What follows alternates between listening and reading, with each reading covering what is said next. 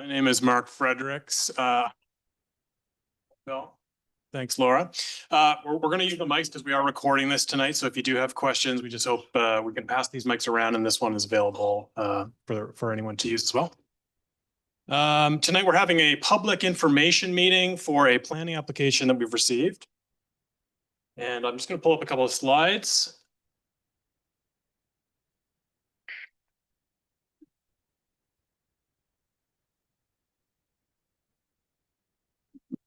Thanks. And again, welcome. We do have members of Town of Wolfville staff here. We have representatives of the applicants here and several members of council as well. So I appreciate everyone coming out this evening.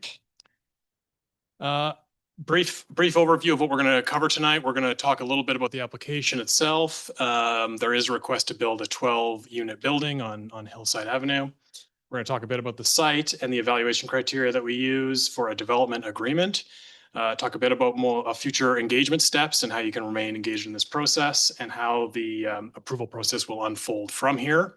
We'll then hear from the applicants. They'll share a few slides, and then we'll kind of open up the floor for a bit of a question and discussion period. So we have received a planning application for a development agreement from Fathom Studios, who have applied on behalf of Student Housing Nova Scotia. Student Housing Nova Scotia is a nonprofit housing provider with over 50 years of experience in Nova Scotia. They would like to build a 12-unit building, multi-unit building on a vacant lot on Hillside. This would be a 3-story structure, 12 dwelling units in total with 2 barrier-free units on the ground floor and 15 parking spaces in the rear yard. The location of this building is zoned for high density development. It is zoned in the R4 zone, and it's located between 2 existing multi-unit dwellings. So there is a vacant lot which could grow by a property boundary adjustment, but this property itself is located within 2 existing buildings that have been there for many years, several decades. And certainly the area is close to transit service. It's walkable to Acadia University. It is near other cycling and sidewalk infrastructure as well. So the properties that will be encumbered by this development agreement are shown in red here. The existing building, also owned by Student Housing Nova Scotia, is civic address number 59 Hillside, which is a blue building which recently got some new decks on, I think, this summer. And so we're near the top of Hillside Avenue, close to Pleasant Street, and it's that kind of space in between the buildings where this red dot is, where we would be talking about adding a new building. So the area is mixed in its zoning as well. It's mostly R3 and R4 zoning. The surrounding land uses, though, do range from single unit dwellings not far from this site up to 2-unit dwellings also nearby, and then there are also 3, 4, and more unit buildings close. So it's an area of higher density zoning, and certainly a mixed area in terms of what's actually built and what's on the ground. And when we look at some of the existing buildings and how many units are within them, this building would be proposed as 12 units. There's an 11-unit building next door. This is the property that the applicants also own. And there's a 48-unit building on the corner here, a 12-unit on the opposite corner, and a 14-unit across the street. So there's certainly some mixed density up here. There is some higher density and medium density buildings, but there are low density homes as well. So this is an elevation taken from Hillside Avenue. This is sort of a conceptual rendering of what the building may look like. Its front face is similar in alignment to the existing 2 buildings. Has a kind of a brick facade with black metal accents and recessed patios, which function really nicely. This building fits pretty well into here, but these are the kind of considerations that we'll evaluate as staff go through. The tree that's shown here is in the town's road right of way and is intended to be protected and maintained. So if we were to zoom out and look at this site straight down, the proposed building is shown here. There would be access entrances on the front and side. And again, there would be 2 barrier-free dwelling units on the ground floor. Most of the units in here I think all the units are 1-bedroom or 2-bedroom units. And I believe the ground floor provides 1 barrier-free unit that's 1 bedroom and another barrier-free unit that's 2-bedroom on the ground floor.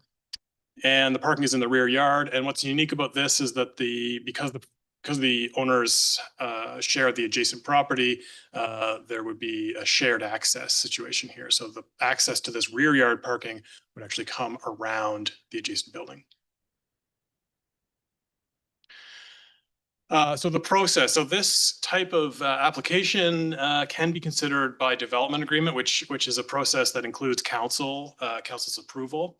There are many forms of development agreement many forms of development that can be approved as of right or through a site plan approval process, which does not necessarily include council's approval. But when we do run into larger situations or situations where we have a high impact or potential for high impact, higher impact, we go through a development agreement. This is falling into the development agreement process primarily because of the number of units and the lot size. It's just over the requirements. So development agreements are a tool that council has enabled in the planning strategy.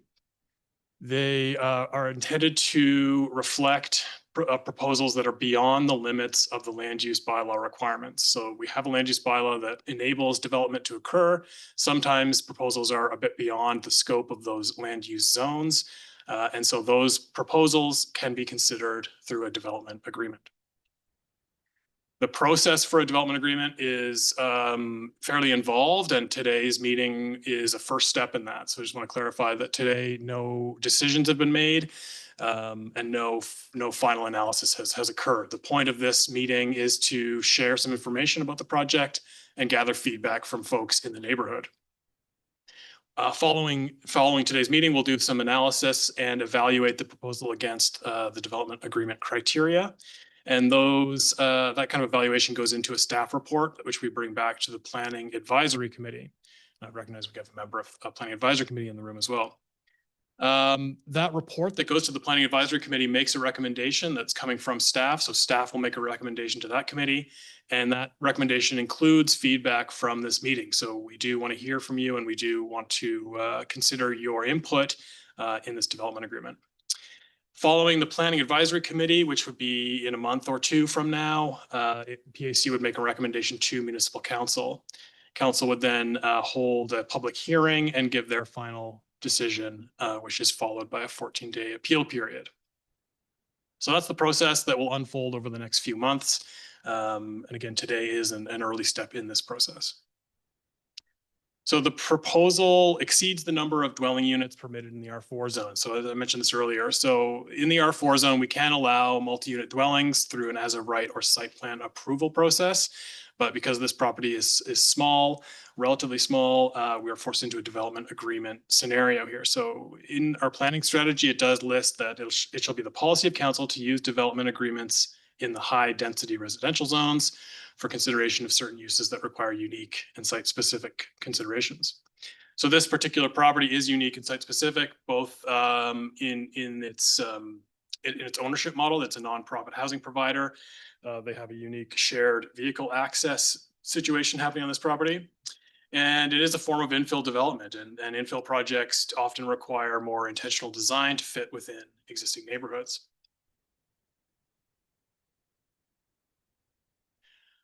The evaluation criteria that the town will use, there are many items in this list, and they can be found in the municipal planning strategy under 11.4.3. This list is intended to provide staff and council the opportunity to ask all of the right questions. Some of these are not always applicable to every application, but certainly we want to ensure that there's adequate sewer capacity, adequate water capacity, and adequate storm water management. So there's an engineering review process that we do with these projects. We also look at the adequacy of the surrounding road network, sidewalk, and cycling infrastructure as well. Hillside Avenue does not have a full sidewalk, and so those are the sorts of considerations that we do take into account here. We also look at the traffic impact from the proposed land use. We look at the compatibility of the proposed building and its land use with the surrounding neighborhood. There are environmental and stormwater management considerations. And there's also the consistency with the intent of the town's planning strategy. The town has this planning strategy that is intended to guide development. And we want to ensure that development agreements are generally in keeping with the overall intent. So we welcome people to share their comments. We do have a few more slides from the applicants, but just to clarify the remaining steps from here, you're all here attending this PIM, and I appreciate you coming and spending some time with us. Following this meeting, you can directly contact myself or other staff at the town to have conversations. We can meet one-on-one or meet on site if there are specific things you want to look at. You can also write letters or emails to council, to PAC, or to myself. And you can also attend and speak at the public hearing, which will be scheduled in the coming months. My contact information is on the screen. My business cards are also on the table here if you want to walk away with one of those at the end of the night. And with that, I'm going to swap up the slides and pass it over to the applicants for their some more information.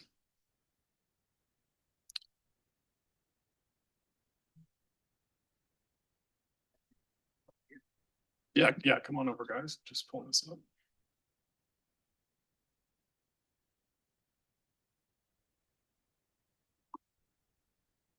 Should be some. Hi, everyone. Okay, my name is Julian Boudreau. I'm from Fathom Studio. I'm a principal at the firm, and we've got Mitchell here, which I can. Oh, yes, of course, there's a mic. Thank you so much. Sure, that'd be great. Thank you. Hi, folks. I see some familiar faces in the room. My name is Mitchell Archibald. I'm the Executive Director of Student Housing Nova Scotia. And we also have Roger Boychuk, a civil engineer who did the stormwater management plan, civil servicing, and traffic. So there's questions after. Actually, I'll ask Roger to come up to speak to some slides as well, but maybe just get into it. Okay. So yeah, Mark, thanks for that introduction. And I think a lot of the slides you've seen, but maybe we'll just say a few things on that, try to clarify some of the items. And Mitchell, I'll let you start here. Yeah, certainly. Thank you so much. So for those of you who aren't aware, can you hear me okay? Is this a little louder? I can try to speak louder. So Student Housing Nova Scotia is a non-profit organization focused on providing housing that meets the needs of students across the province.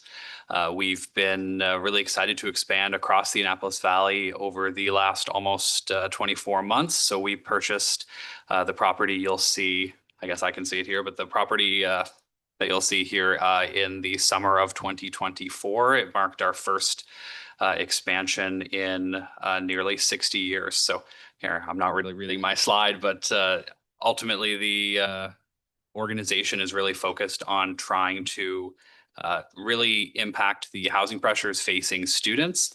And we've been doing that for 60 years as of last year. So we started in HRM. We built a 109 unit building in collaboration with the university there and operated that from 1965 to 2024, and then began to expand in the Annapolis Valley. So in addition to this property here, we have 67 units across the valley in Kingston and Lawrencetown as well, which serve students of NSCC. A variety of our tenants are also non-students as we acquire buildings or as vacancies come up that they might come up mid-year and a student isn't looking for something. And so we rent to the general public as well.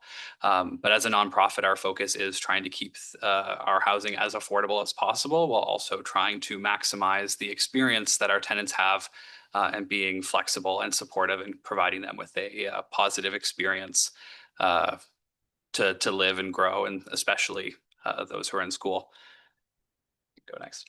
So I don't necessarily think this is a surprise, but I like to put it in our slides because I think it's important to discuss the context of why student housing matters. Now, these are provincial statistics as part of the province's housing needs assessment. They are 2 years old. So to be honest, some of these things might be more acute than previous, but I like to put them in, and I think it's important both for decision makers, whether they be various levels of government or the public, to understand the struggles that students are facing in terms of affordability. And we think it's really important to highlight that, because things like I think about when I was in school, or when I was talking to Julie about you were in school, we're about 10 years apart. And rent's doubled since I was in university, and I'm not that old, as you can see. And so I think it's really important to underscore that, and income hasn't, and I think we're all feeling that squeeze right now, and students primarily who don't have a source of income and who are relatively less able to flex their costs are feeling the brunt of that. So it's not to say that there are so many folks in our community that are feeling that, but our focus is really trying to give students, recent graduates, youth, really that leg up and the ability to, kind of build a future for themselves in a way that they can afford to live. So just from an operating model perspective, we're an independent nonprofit. We aren't funded by government with the exception of kind of capital grants. So all of our revenue comes from rent. So really the goal for us is to keep costs as low as possible so that we can keep rent as low as possible. The longer we own something, or the larger our portfolio gets, the more that we have the ability to flex that. So a property we own now in 10 or 20 years will probably be even more affordable than the counterparts because our rent typically has increased. When I look at, we studied our previous property in Halifax from 2010 to 2024, the rent increased about half of what market increased at that time. So the long term is really where we can deliver the most value. We prioritize units for students, but again, if a vacancy comes up and they for whatever reason, we had a November 1st vacancy come up in Kingston recently. Not an ideal time for students, so we re-rent it to a member of the community. And in those cases, we look at other affordability guidelines. We really just look at who needs it most, to be honest. And that's how we typically address every unit holistically. And when we have applicants, student or not, we look at what's the need and who's kind of in the most need when we're renting those units. And again, we fill vacancies with students, and we are really committed to not displacing non-student tenants. So we still have a few non-student tenants in this hillside building here, the existing one next to the proposed lot.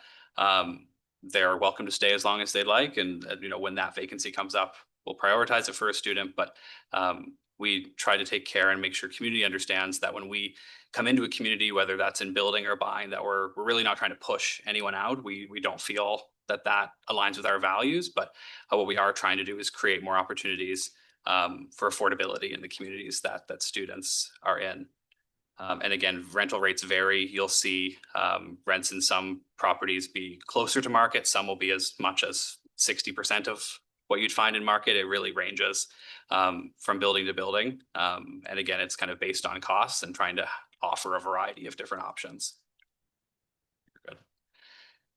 So, and I appreciate I'm not necessarily the most concise person by nature, and I want to be respectful of your time. To maybe just touch on our vision for Wolfville and why it's important to us. I mean, a bit about me personally. So I grew up just outside of Windsor. So Wolfville was kind of our favorite place to go as a kid growing up, right? It's like it's metropolitan when you're growing up, and so I was in Brooklyn for most of my life, and I live in HRM now, and so I think there's my personal reasons for why I think it's really important. But as an organization, we've really chosen the Valley and Wolfville specifically because we feel that it's really where the gap is. There aren't a lot of other nonprofit housing providers here.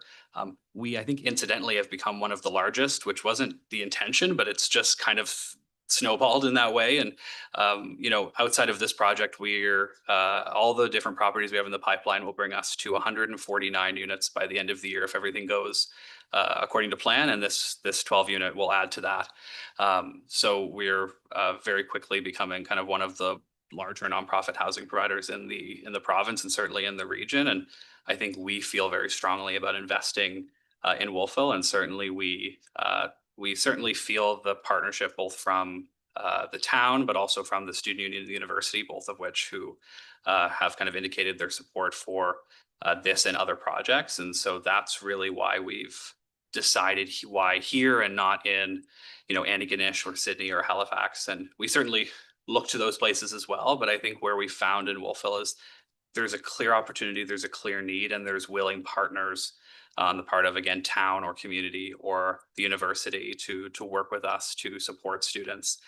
Because we know that when we support students, that's helping everyone, right? Like a rising tide lifts all boats. And so we're not just here to only focus on students, because by making things more affordable for them, it's decreasing the rental pressure for everyone else in town who is impacted by the pressure that some student housing needs will create. So while student housing is in the name, we certainly are aware of the context that we operate, and we hope to continue to be good neighbors as we go forward with this project and every other project. Oh my God, there's no story. I can stay. I think, you know, for this just really discusses kind of, I think the things I've already said. I think I just said everything out of order, but yeah, I think this really just discusses more of the impact and the benefits, but I think I touched on that already. But happy to answer questions. And I think it's over to you, Julian, to discuss kind of project specifics. Thank you, Mitchell. And Mark, thanks you. Great job on just kind of setting the stage for the policies. And just to clarify, when we're saying it's 2 properties, we're not touching the existing building, but because we're moving the property line, the development agreement has to include both properties. So when we're saying 2 properties, there's only really 1 new building and a property line that's shifting. And the 2 properties are on Hillside, both like Mark zoned R4. You know, we're 400-meter radius. Typically within 800-meter radius is the what a lot of urban and suburban studies consider the ideal walkable distance. And there's policy enabling this development agreement. So here you see the 2 properties, and you know, this is kind of we're configuring this in a way that allows the new building to happen, but also there's code implications for property lines. So that's a bit of maybe information as to why the 2 properties are involved. The current bylaws, you know, the first thing we looked at was the existing setbacks and step backs, and I believe even we'll show it on the next slide, but your side and your front and your rear setbacks, we actually meet them. Where we didn't meet, but kind of met through the allowable policy, was that the front is actually aligned to the neighboring buildings. So although our side and rear setbacks are larger than required, the front are less. So that's part of the ask in this development agreement, but we are aligned with the neighbors. And just to maybe familiarize everyone with the site plan. So we've got the Hillside Avenue to the left. The beige tan brown is the kind of building ground floor, and then the rear of the property here in the back. Yeah, I'll go back to this slide, but I just want to say, so one thing that's notable about just the footprint of the building, the zone allows for 40% lot coverage. The footprint of this building is 30, so we're actually smaller than what's allowed. What the zone doesn't allow is anything over 50% when you include hardscaping. So that could include ramps, walkways, parking. We're closer to 70. But as you can see on this slide where you see the kind of dotted hatch there, a lot of our hard surface covering that we're asking for above the bylaws to provide accessible entries and pathways and ramps to the building. There's about a half-story grade change on there. So almost the entire building is accessible. So yeah, just emphasize that the building footprint is actually smaller than allowed. We're 30 or 31.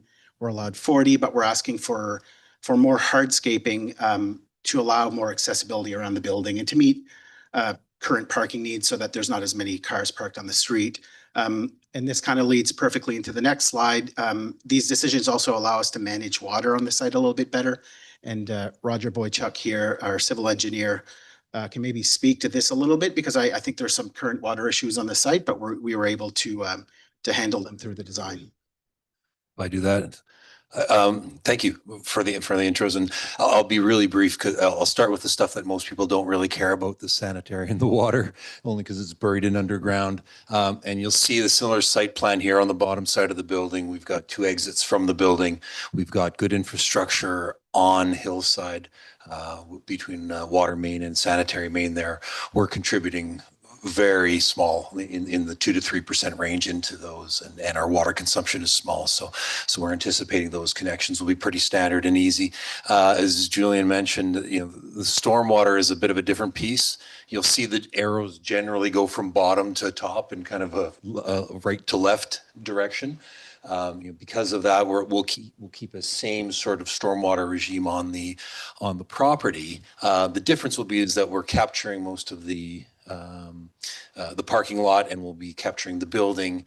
And you'll see the green line between the buildings. We'll be putting in either infiltration or a bioswale, so a storage facility there. It's going to allow us to capture the water from this site, put it into a facility. The town of Wolfville has stormwater management practices and policies that we need to follow for this, so they'll be reviewing that as this goes in towards approval.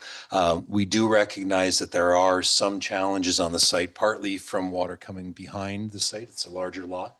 And also from, right now, I believe it's a little French drain right in the, beside one of the buildings, which my understanding is fairly regularly wet. So as we proceed through design, we're really looking to consolidate that into one more robust facility that allows us to manage that water more appropriately. So assuming this goes forward, we'll dig into detailed design and really detail that information as we go forward to make sure that we meet the town's policies.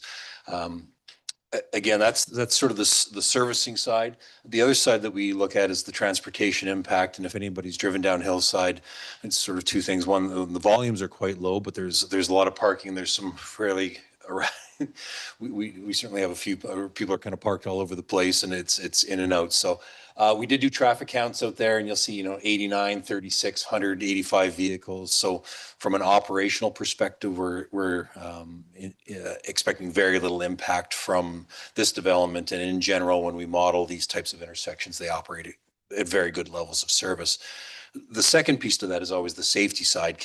Regardless of the volumes, can people get in and out safely, adequately, or are there site restrictions? Are there any problems? It's a relatively straight piece of roadway. If you stand in the driveway that exists there, you can look a long way that way and a long way that way, and it works.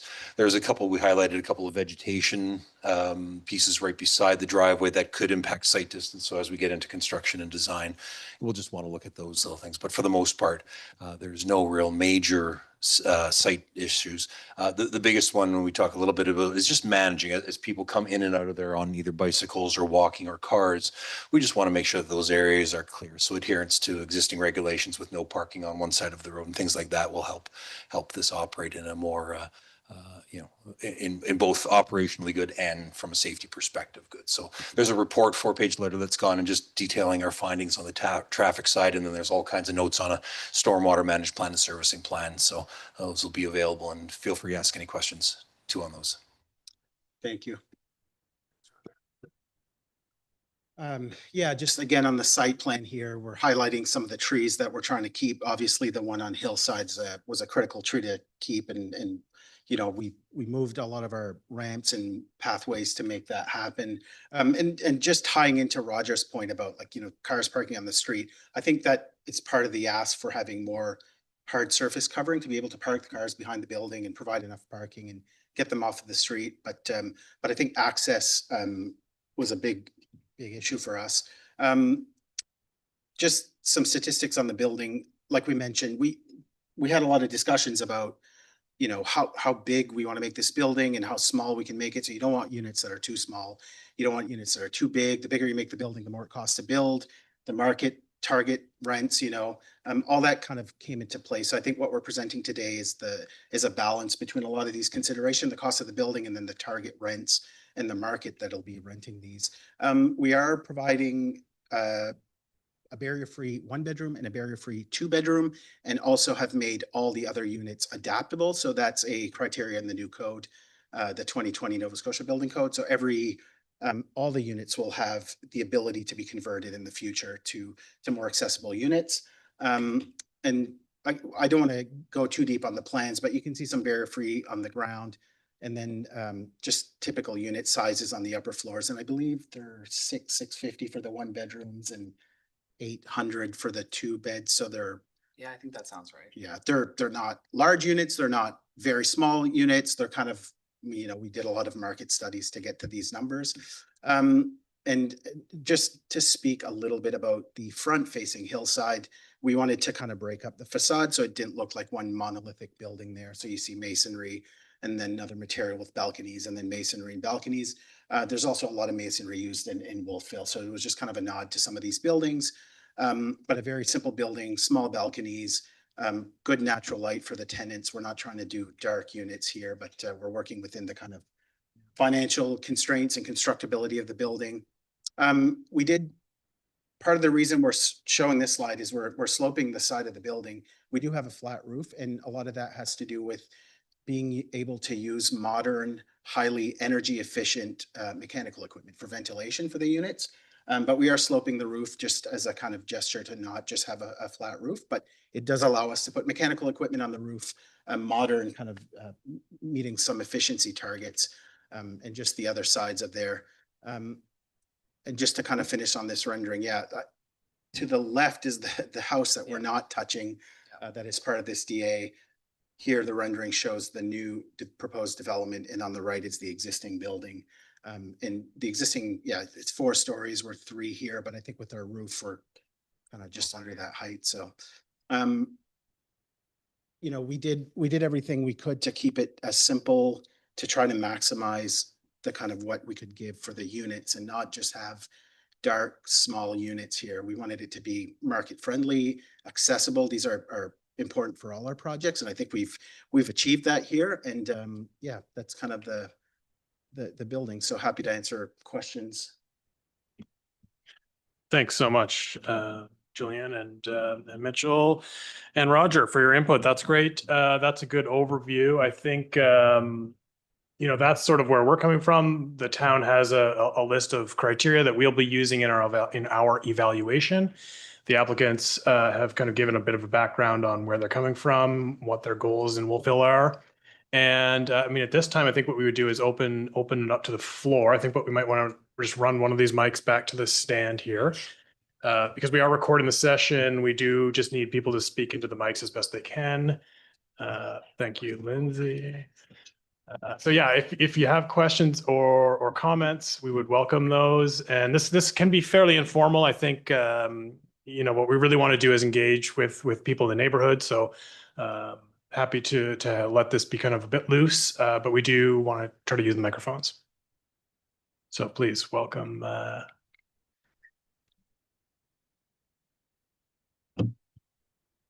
Hi, my name is Judy Swift, and I live immediately below the apartment that is already existing. Okay, I mean, there's a strip of land between us and the parking lot, but the next house on the hillside is mine. Okay, I guess my first question is more student housing actually needed in Wolfville? I saw 2 stories on the news this week. One about a 30% vacancy rate in buildings that had already been built in Cape Breton for Cape Breton University. And another about provincial money that was going into NSCC for trades training, not academic training that Acadia offers. So that's my first question. And you can answer that, and I'll do some more. Sure thing. Let me see if I can get this to raise. What's the vacancy rate on campus at Acadia right now?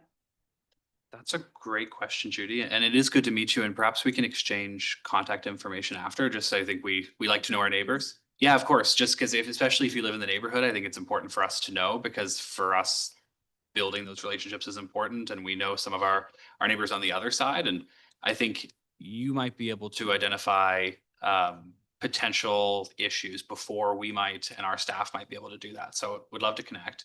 I also won't speak for the university and their vacancy rate. What I can tell you is we typically don't experience, when you're below market, we typically never really experience significant vacancy issues. It's the more expensive housing, right? So generally when vacancy increases across any market, what we found and what the nonprofit sector typically finds is that they're not as heavily impacted. It's the higher end housing that typically is impacted. So like I spent a lot of my time in Halifax, and there's a significant vacancy rate in the luxury housing. Like there are $2,300, $2,400 one bedrooms that are been sitting vacant for more than a year. Luckily, we're not looking to build those.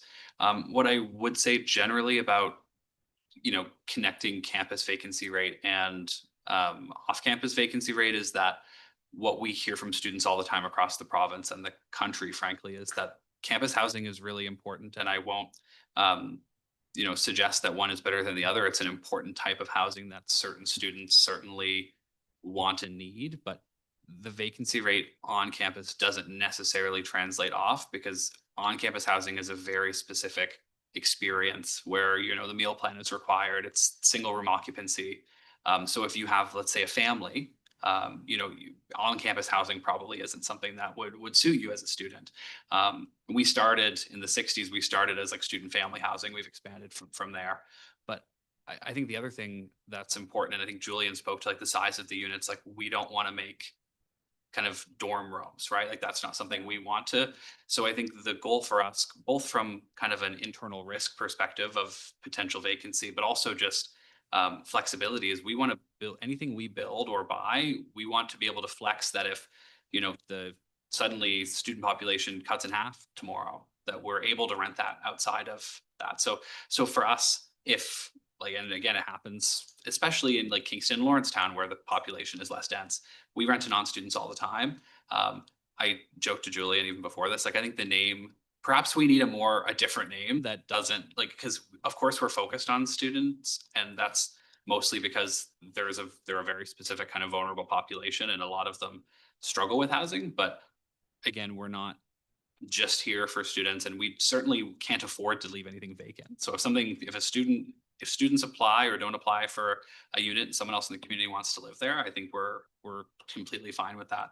So I think generally expanding housing in Wolfville, again, I won't speak for the town either and what you feel like your growth looks like in the next few years, but certainly if there are non-students interested, we're happy to do that as well. So it's not exclusively for students.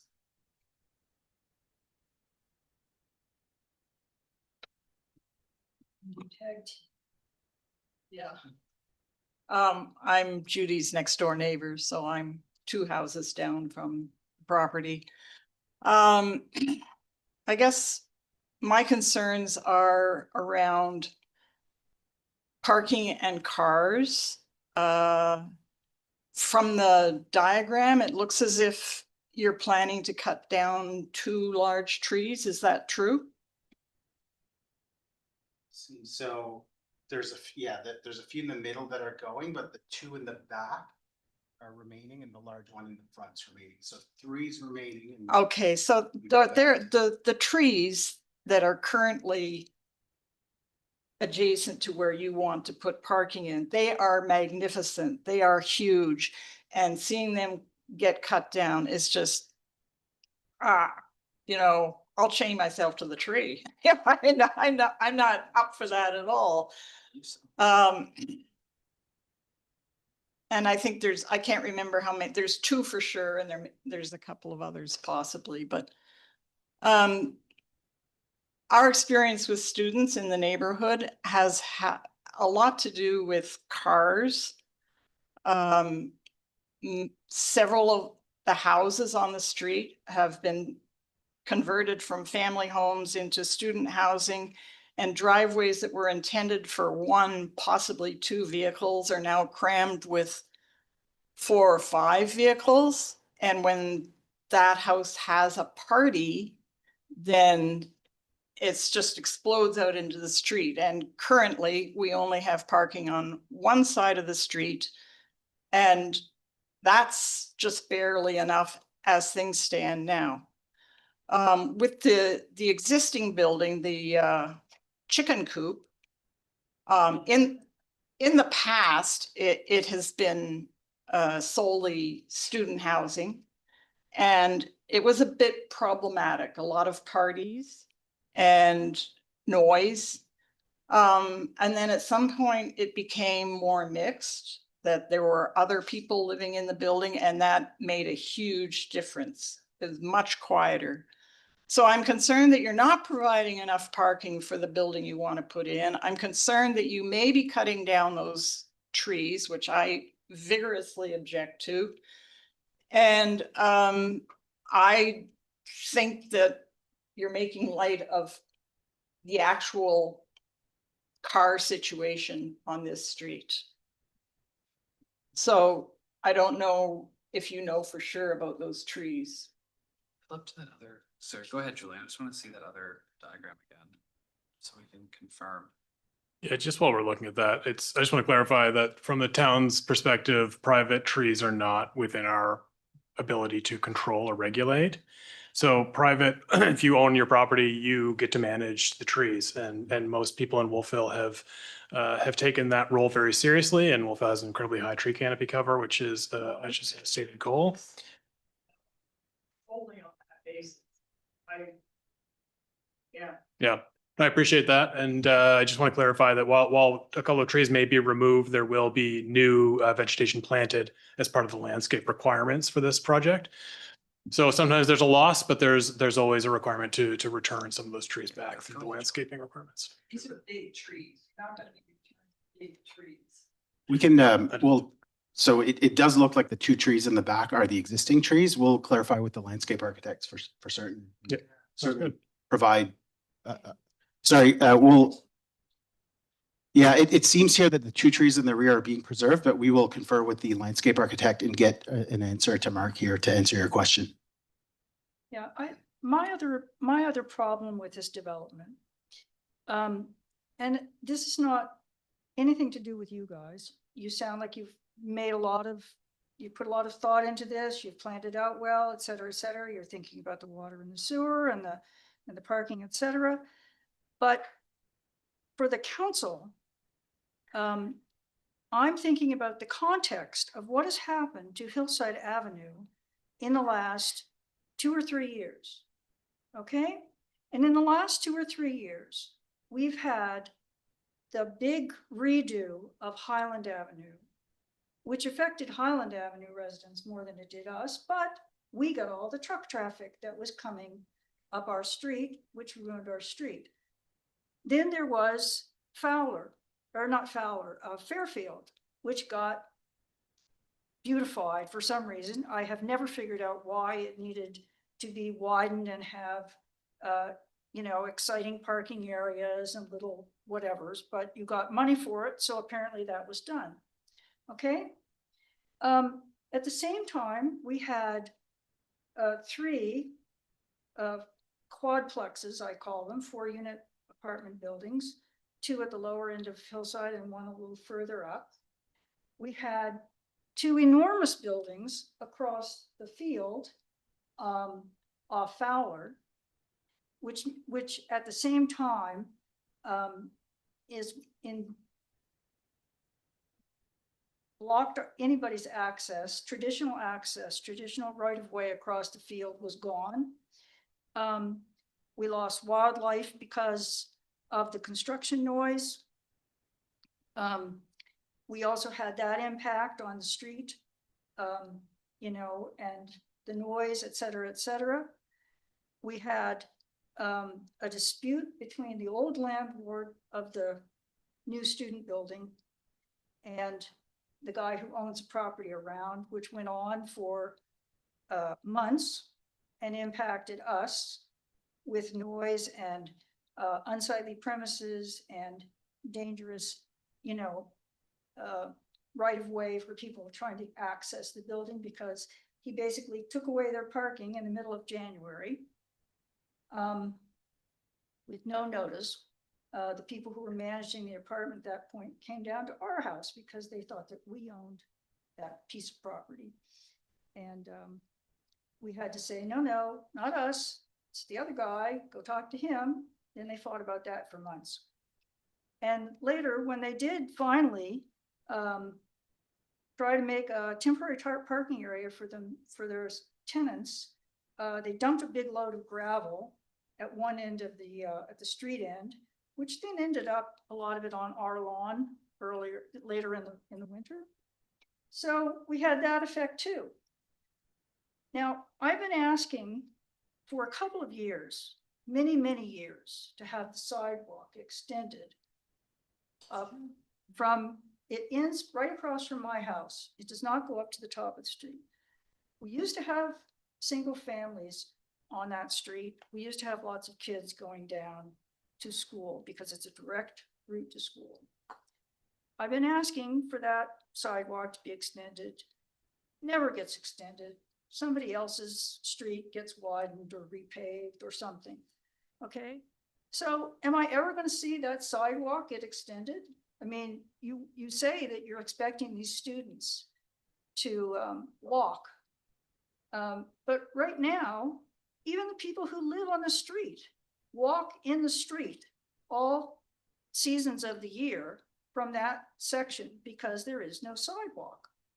And, you know, I'd like to see some of those things get done.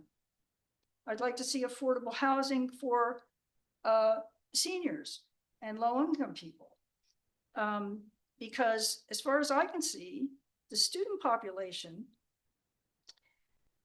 every university in Canada has had a big bump in the last many years with foreign students, which are now being restricted by the federal government. So that population is going to go down.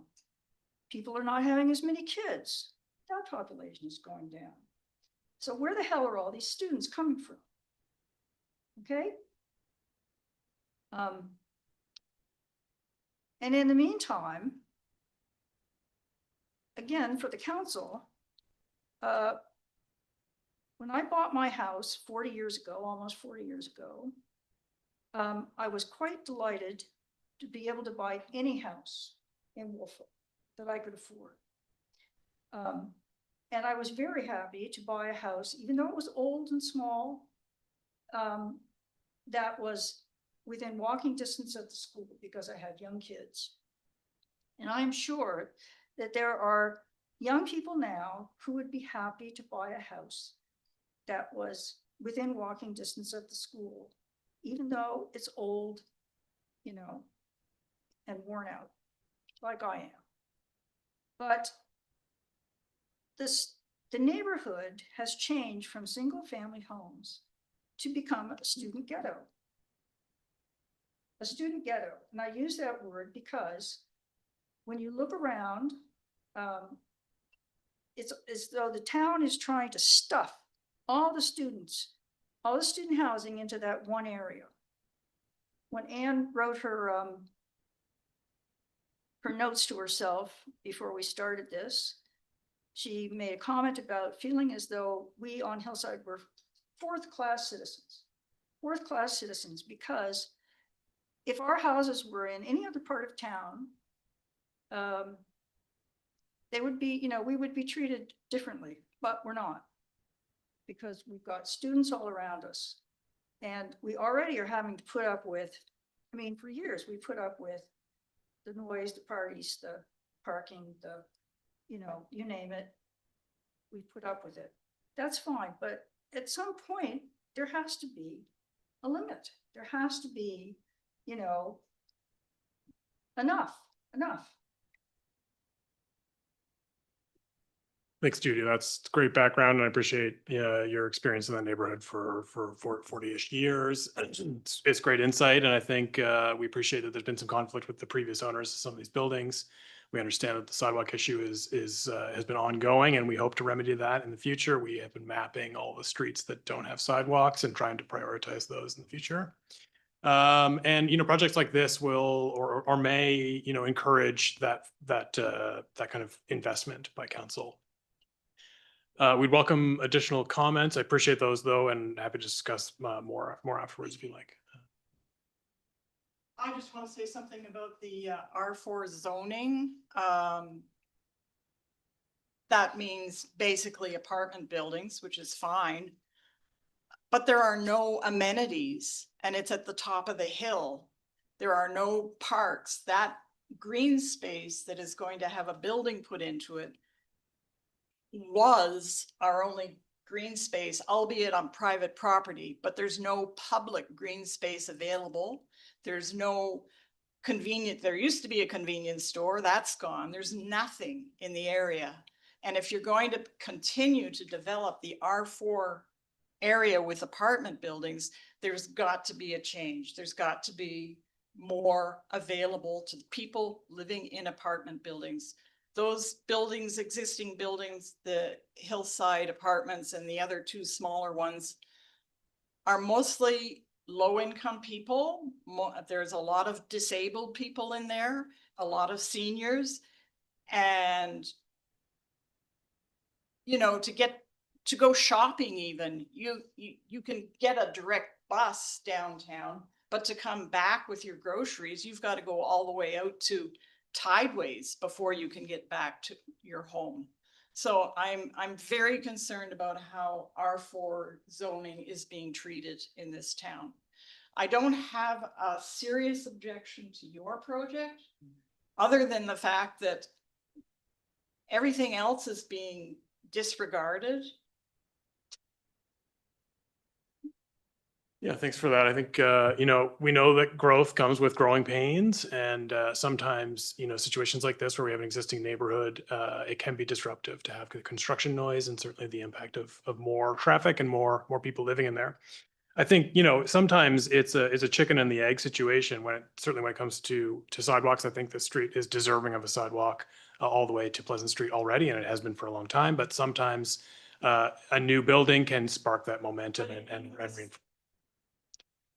Zoning, I mean, if you live in R1 zoning, you're not dealing with these kinds of issues. Mm. Yeah, and I think it's true. And I think that, that your street is a unique street and that it is zoned R3 and R4. And a lot of that street is made up of smaller, older homes. And so, you are in a situation where other property owners around you do have development rights. And whether we agree or like that idea, that's what's in place now. And so this is what we're tasked with processing. That's the situation that we find ourselves in.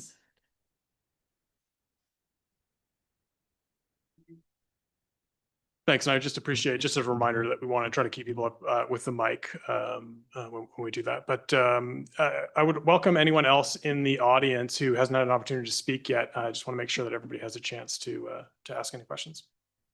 Do you mind, Mark, if I cut in for a sec? Just because I think there's some valid things there. I don't want to just smile and let you say things and then move on.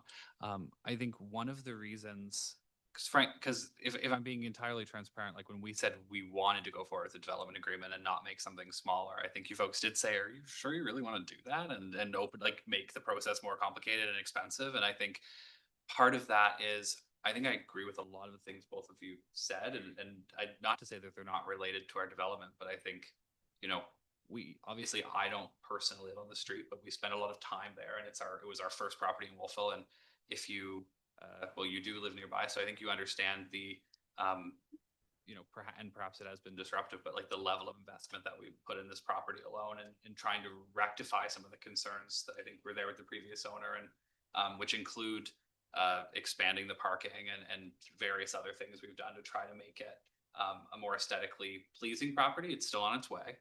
We're not done yet, but I think what we've tried to do the best we can is kind of take what we bought, which was, there were still logs across half the parking spots. There wasn't enough parking for tenants.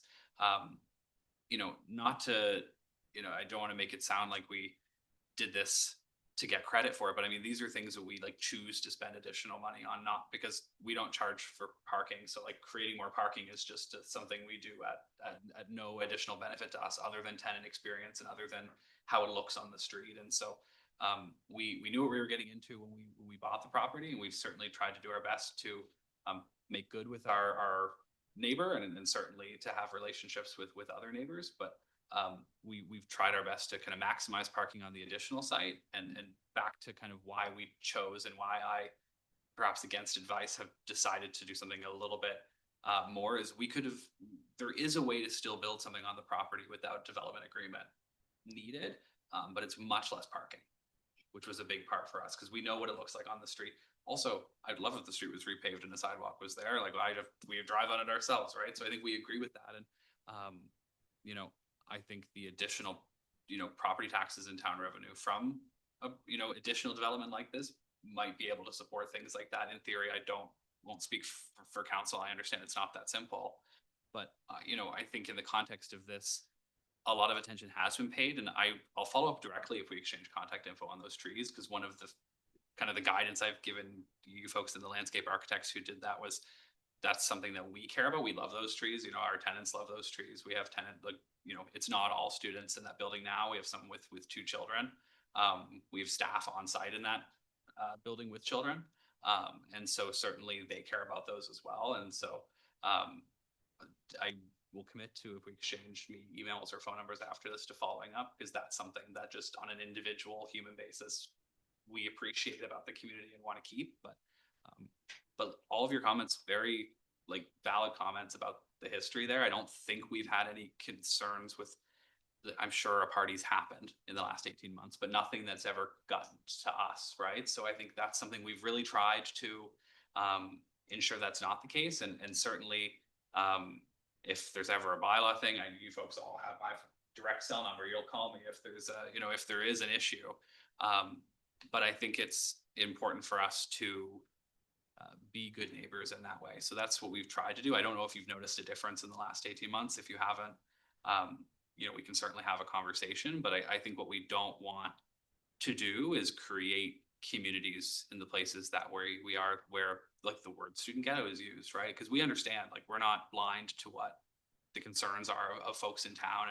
And certainly I think what we're always aiming to do is to be good neighbors and responsible neighbors, but also do better than what some other property owners might do. Like, it's not an investment for us, like as a nonprofit, like no one owns it, no one profits off of it. It's really about creating communities where students feel at home, and tenants, because again, not everyone is in our buildings as a student, but also that they're not hated on all sides. Like, we know, we don't want to create that, because it doesn't create a good experience for them or for you folks, right? So there is a little bit there. Like, if can I have the mouse, just like, we've tried to do a bit of like, this is supposed to be like a patio area, like, so in terms of, I know it's not green space certainly, but we've tried to do a bit in terms of and I think there were trees somewhere.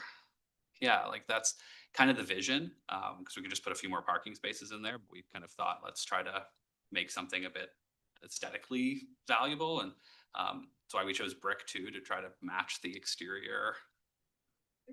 I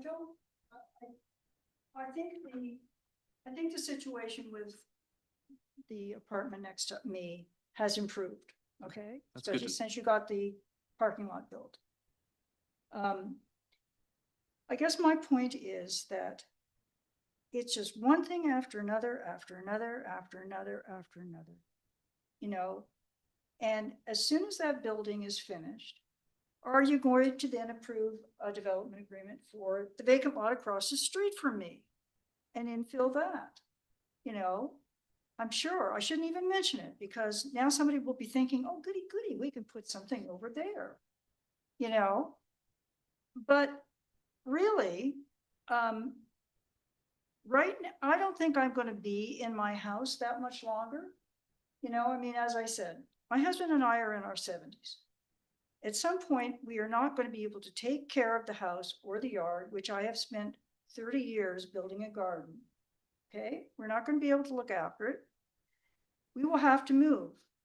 Right now, I don't think I can afford to move anywhere in Wolfville out of my house. So I'm going to have to stay there for a while. When I do want to move, who am I going to be able to sell it to? Is it likely that I'm going to be able to sell it to a family with young kids who wants to be close to the school? Or is it more likely that I'm going to sell it to another group like yours, who will bulldoze the house and the garden and put up whatever, another multiplex? If I'm not around to see it, then that's fine. It'll happen. The street will be complete, apartments from one end to the other. But in the meantime, I'd like to enjoy my garden until I can't anymore. That's all I'm asking.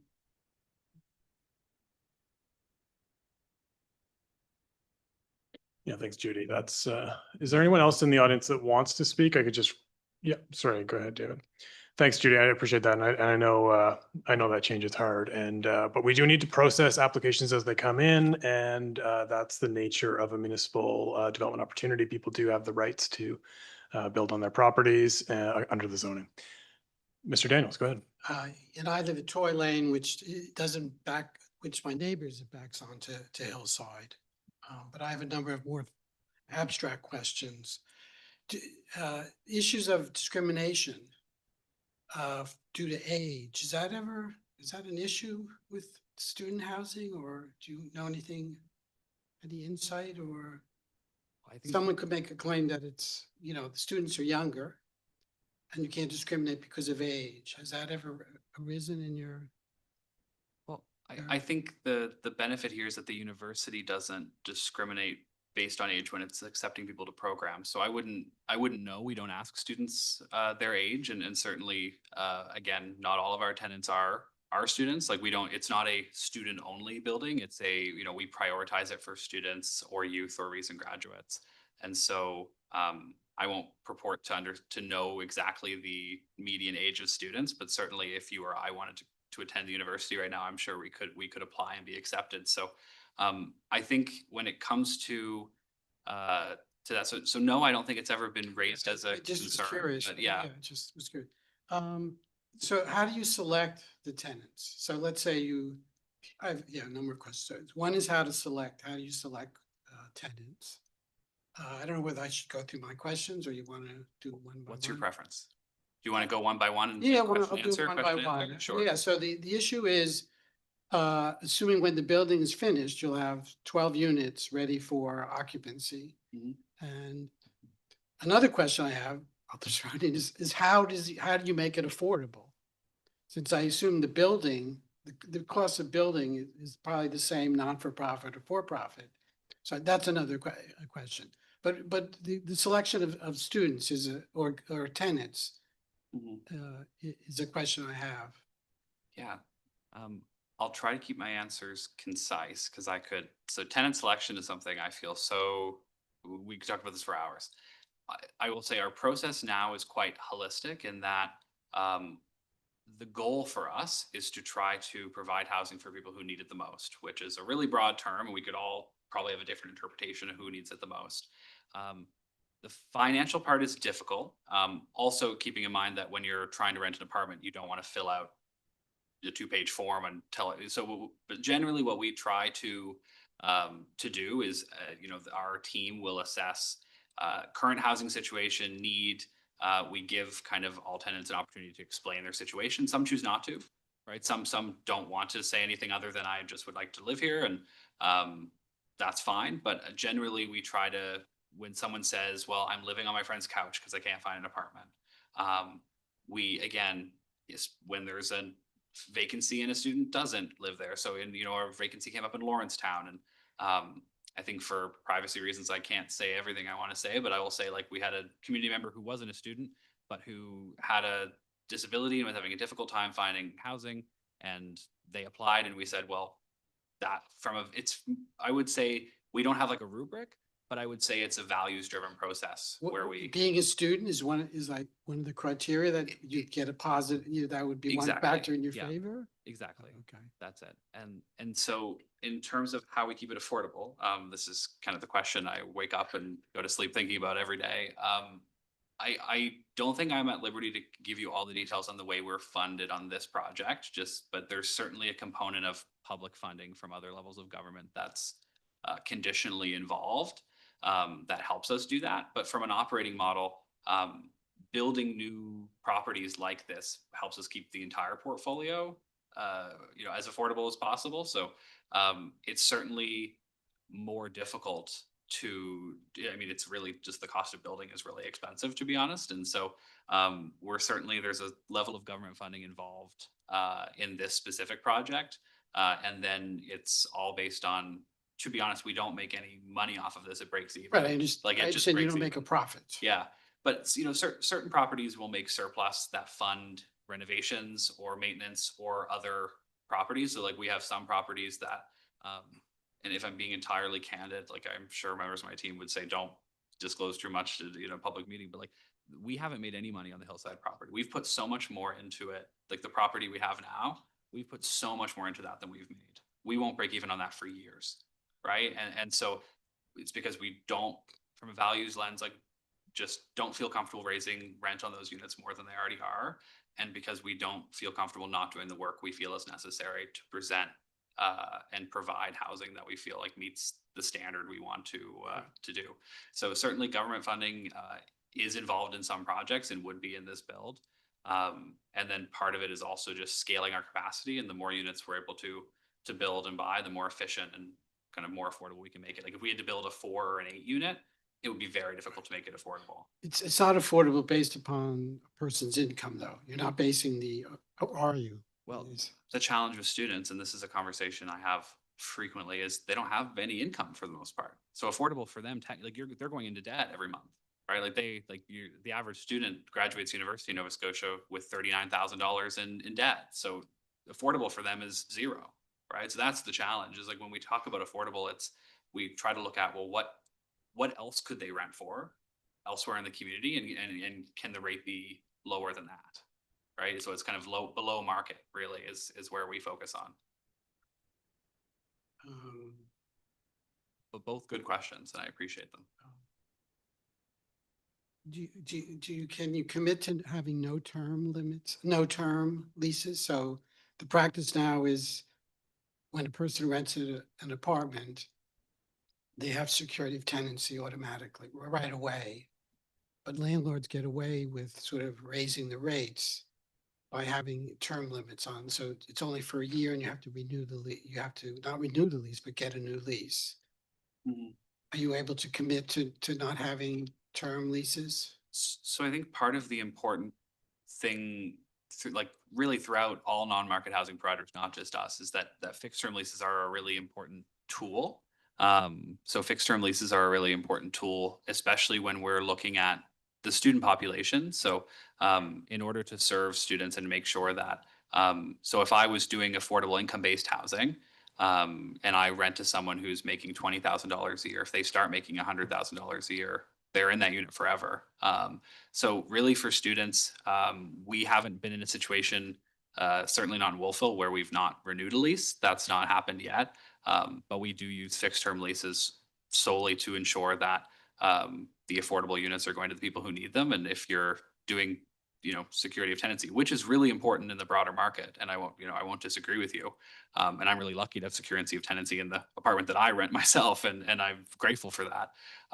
But for students in particular, if we're going to say we're going to provide a below market apartment to students, and then they graduate and start making, $100,000 a year, if they're on a long-term lease, I'm not able to kind of say, hey, it's time to move on, right? So Do you use non-term leases for non-students?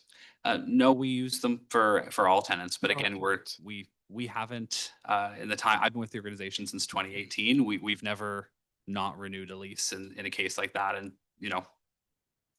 it's technically, it's theoretically possible, but it's something that we surely haven't done. Do So- you have in your leases provisions about misbehavior or partying or? Yep. So, okay.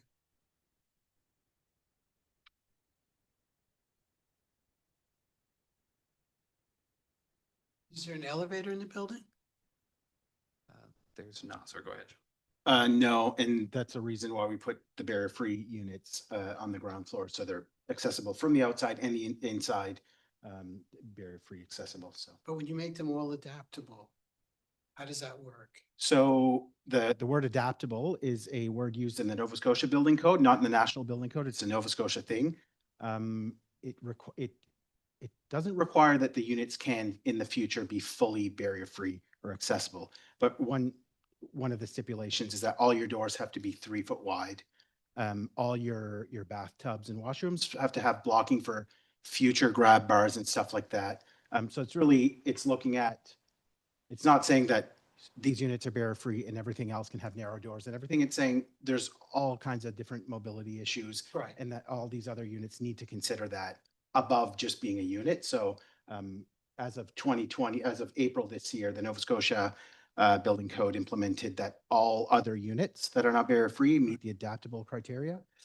In this case, we chose to make one of the 1 bedroom and the 2 bedroom. There's one of each that's barrier-free. That's not required, but I think that was really important to have that variety as well. So there's a lot of subtle design decisions here meant to support more accessibility, ground floor barrier-free units and adaptable as well. Are you able in the 2-bedroom unit to specify that those are for families or for children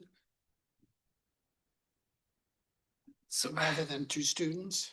So again, that's not something I can kind of commit or promise to. I think, so again, from a historical perspective, if you happened to live in Halifax in the kind of 60s or 70s, so we built Peter Green Hall, which is now a Dalhousie residence. It was the first and I think one of the only student family housing buildings outside of a university campus in the country.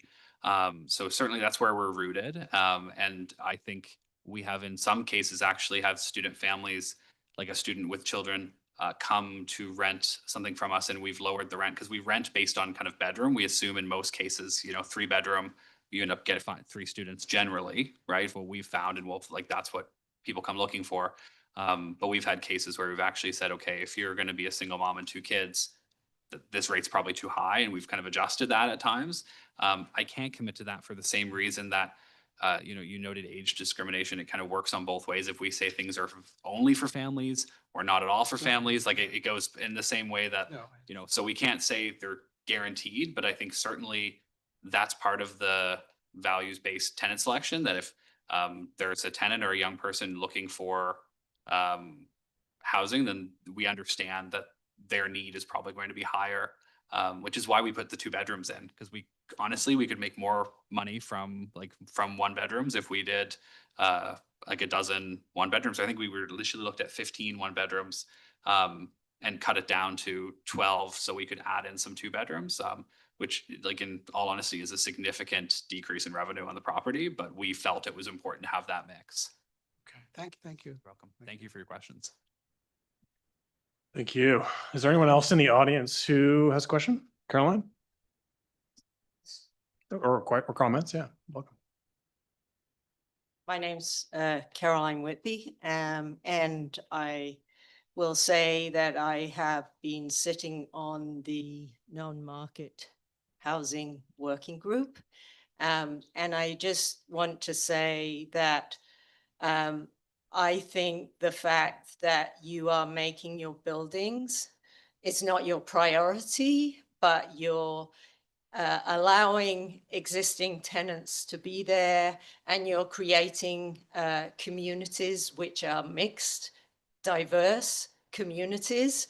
I do a lot of work with seniors, and for many of them, just having different connections is extremely valuable. So I think the fact that, as you said, your name is Student Housing, but providing opportunities for people potentially of lower income but are not students, I think what you're doing is great. Thank you.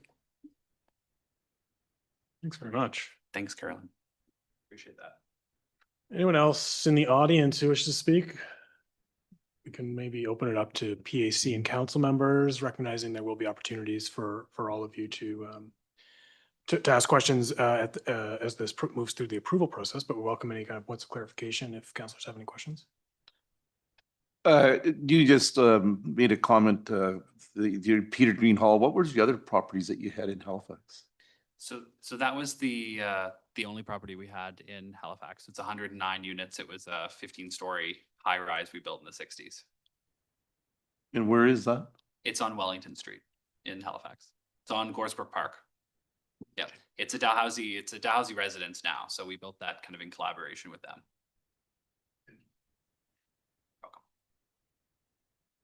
Howard?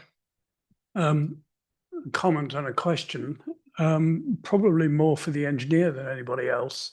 You've got a 70% impermeable surface on that property as designed.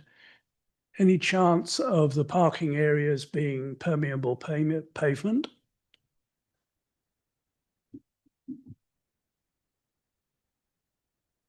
Yeah, there certainly a geotech report has been done on the site. The soil types would generally be favorable to doing that. At this stage where we're just going for the initial approval, where we haven't really specified specific details on the types of surfaces. We've identified the bio. So as you probably know, we have to balance We have to make sure that whatever's going offsite now is the same or less as we go forward. So we've accounted for that just with an infiltration trench and bioswale, something that'll be aesthetically pleasing, but that will allow water to discharge slower. Are there other ways to manage the stormwater on site? Yes, definitely. And I think as we go and, again, assuming things move forward, we would start to look at some of those options of how we can deal with it. So definitely. Thank you. Thank you very much, Councillor Elliott. Thank you. I just wanted to make a comment around the size of the apartments that you're forecasting. 1 bedroom and 2 bedroom is a distinct choice that contrasts to me seriously with 2 developments that I've heard of in the same general area. One on Highland where there will be 6 bedrooms in the units, and one on Pleasant where the apartments will be 4 bedrooms. To me, you have decided to moderate as opposed to those projects that are underway now. And I think that is to be appreciated. Thanks. Yeah, and I think dwelling unit mix, having a variety of housing types and forms in a community is really healthy, and that goes to the number of bedrooms within a building as well. So it is great to see that kind of mix being provided, and I appreciate that the 2 barrier free gives a bit of choice there for family potentially as well. That's great. Yep. Another question. Go ahead. Just a question about parking. Was there ever a thought that if you don't have parking, and it's very hard to find parking, that students won't bring cars? So, yeah, I mean, it seems to me that there was a time when they wanted to limit the amount of parking so that it would be hard to park or very expensive to do. Especially since you're aiming for students who in theory don't need cars, given the buses and the size of the town. Well, what I'll say to, it sounds like I don't speak. I often get asked in various rooms to speak on behalf of kind of the student population. I can't speak to kind of the shifting dynamic. As someone who grew up in rural Nova Scotia, I can't fathom not having a car. It's just something where you need to be able to get outside of Wolfville, right? So, but I understand that's not the case for a lot of our students. It sounds like some of our neighbors on Hillside have experienced what it's like to not have enough parking in the surrounding area. And it sounds to me like students are still bringing their cars. And certainly that's what we've seen when we had limited parking on, again, the existing, this existing parking lot over here. We just had people parking on the street or parking wherever they wanted. So to be honest, it's a lot less expensive to not pave the back, right? But I think the answer comes and I think our parking requirements, that this exceeds the parking requirements for the zone, right? But we just anticipate if we did that it's the same issue, right? And so we were really intentional we could have even proposed a larger structure, but again, the challenge being that we want to make sure that there's adequate parking, because it's what we hear from tenants that they want to have. But it looks like, I think you have a question. Did you put your plan in place before Wolfville limited parking to one side of the street? Because you would never be able to get all those cars parking on Hillside now without a parking lot behind the building. You just couldn't do it. Yeah, I'm not aware of when you made that official. I don't know the exact timing on that either, but this application was just received recently. We've been in talks with them over the last few months, perhaps, but I think that change was maybe prior to that. I appreciate the comment on the discussion, though. I think parking and parking minimums, how many parking spaces we provide, where is the parking? Is it in the backyard or the front yard? Does this fall to the street? These are the interesting questions of planning and urban design, and there are pros and cons to requiring parking minimums or not. And these are some of the questions we're actually wrestling with right now as we update our planning documents, our land use bylaw. We'll have updated parking requirements. That's being drafted right now. We have, so that's underway, and there are pros and cons. And I think I appreciate the question because I think it really does influence how many cars may come to Wolfville when we talk about student focused housing. But it is a challenge. Many students do come with cars in an expectation that they've got a spot to park them. So pros and cons. Anything else from anyone? I would remind folks that this is early in the process. We've got lots more to come. My business card is here. You're welcome to call or email anytime. I appreciate everyone coming out, and I'll linger around if anyone else wants to have a kind of a one-on-one afterwards. Thanks, everyone. Appreciate everyone coming out. And thank you for your questions. Really appreciate it.